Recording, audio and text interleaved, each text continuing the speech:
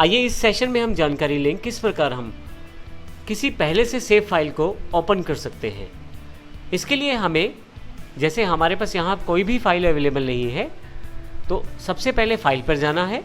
आपके पास फाइल खोलने के लिए यहाँ पे दो ऑप्शंस डायरेक्टली अवेलेबल है, ओपन और ओपन रिसेंट। यदि आपकी फाइल किसी पर्टिकुलर डायरेक्टरी में पड़ी है तो उसके लिए आप ओपन का प्रयोग कर सकते हैं। मैं ओपन पे क्लिक कर देता हूँ। डिफ़ॉल्ट रूप में लास्ट टाइम मैं जिस फाइल के साथ काम कर रहा था और जो मैंने सेव की थी, उस पर्टिकुलर लोकेशन पे मुझे कोलोड्रा ने मुझे वहाँ पहुँचा दिया है।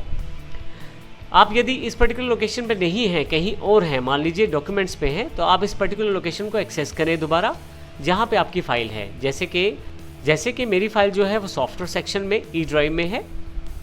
यहाँ से माई फाइल्स का फोल्डर को मैं डबल क्लिक करके ओपन कर लेता हूँ और फिर उस पर्टिकुलर फाइल को सिलेक्ट कर लेता हूँ। जैसे ही आप उस पर्टिकुलर फाइल को सिलेक्ट करते हैं, आपके पास यहाँ नाम ऑटोमेटिकली फिल हो जाता है और आप इसे ओपन पे क्लिक करें तो आपके पास ये पर्टिकुलर फाइल first.cdr ओपन हो गई है। आप अपनी फाइल को ओपन करने के लिए फाइल पर जाकर ओपन रिसेंट का प्रयोग भी कर सकते हैं। ये वही फाइल है जो हमने थोड़ी देर पहले ओपन की है। आप यदि रिसेंट यूज्ड फाइल को खोलना चाहते हैं तो ओपन रिसेंट का प्रयोग कीजिए, ताकि आप समय बचा सकें, फाइल स्ट्रक्चर के पास ना जाकर डायरेक्टली यहीं से फाइल को खोल पाएँ।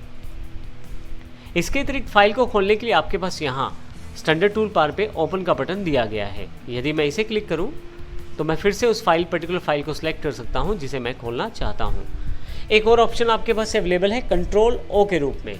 यदि कंट्रोल ओ को प्रेस करें तो आपके पास फिर से ओपन डायलॉग बॉक्स अवेलेबल हो जाएगा और अपनी प्री डिफाइंड सेटिंग्स के साथ या जहां आपकी फ़ाइल है उन सेटिंग्स के साथ आप उस पर्टिकुलर फाइल को ओपन कर सकते हैं। हमने देखा आपने किस प्रकार अपनी सेव्ड की हुई फाइलों को ओपन किया इस सेक्शन में, लेकिन हम पहले से बने हुए टेम्पलेट्स को भी ओपन कर सकते हैं। पहले से काफ़ी सारे टेम्पलेट्स कोलोड्रा X8 में शामिल हैं।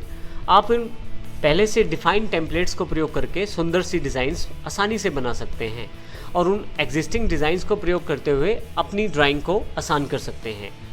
इसके लिए आपको ओपन कमांड का प्रयोग नहीं करना है। इसके लिए आपको फाइल पर जाकर न्यू फ्रॉम टेम्पलेट का चुनाव करना है। आप यदि लेफ्ट साइड पे देखें तो आपके पास टेम्पलेट्स की जानकारी है। ऑल का अर्थ है सभी तरह के टेम्पलेट्स जो आपके पास अवेलेबल हैं सिस्टम में। आप यदि यहाँ देखें तो ब्राउशर्स, बिजनेस कार्ड्स, बिजनेस स्टेशनरी और साथ में उनके नंबर ऑफ रिजल्ट्स भी दिए गए हैं, 2, 6 और इस तरह के काफ़ी सारे ऑप्शन आपके पास खुलते चले जाएंगे। प्रमोशनल है, पोस्ट कार्ड्स हैं, इस तरह के काफ़ी सारे ऑप्शन आप यहाँ से चूज़ कर सकते हैं।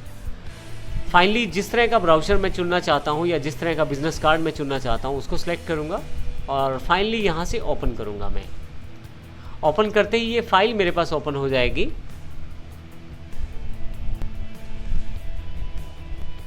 आप देखेंगे मेरे पास एक पहले से बना हुआ टेम्पलेट खुल गया है और मैं इसे अपनी स्क्रीन पर देख पा रहा हूँ। ये सभी ऑब्जेक्ट्स अलग अलग हैं और इनको मैं अपने अकॉर्डिंग मॉडिफाई भी कर सकता हूँ, जिससे कि पहले से बने हुए टेम्पलेट्स में कस्टमाइजेशन के साथ मैं एक अच्छी सी ड्राइंग तैयार कर पाऊँ या अपनी नीड्स के अकॉर्डिंग टेम्पलेट्स में सुधार करके अपनी ज़रूरत को पूरा कर पाऊँ।